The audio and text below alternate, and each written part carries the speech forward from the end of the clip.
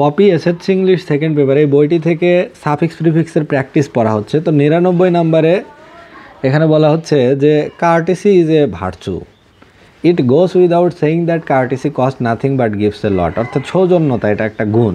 So we should possess this virtue, এই গুণ আমাদের থাকা উচিত।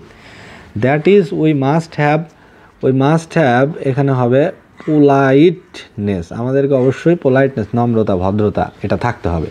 People will dash and dash us if we are dash, তাহলে পিপল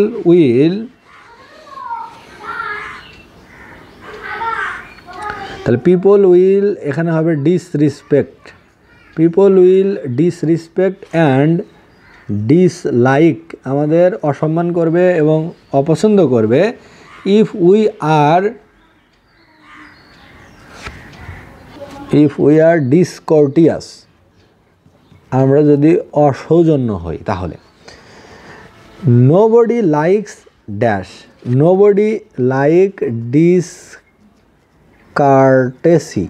কেউ অসৌজন্যতা পছন্দ করে না।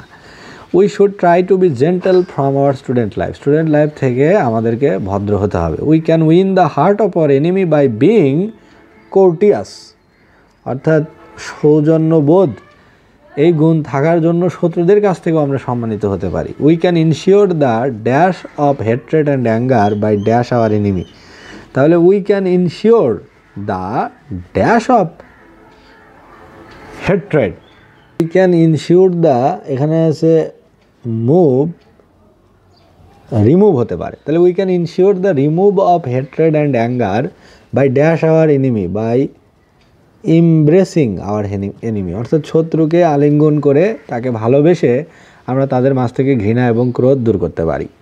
কার্টিসি can eradicate the dash relationship and improve mutual understanding at dash among people, তাহলে eradicate the bitter relationship, BITTER bitter relationship, অর্থাৎ তিক্ত সম্পর্ক দূরীভূত করতে পারে। And improve mutual understanding and cordiality among people, মানুষের মাঝে আন্তরিকতা সৃষ্টি করতে পারে।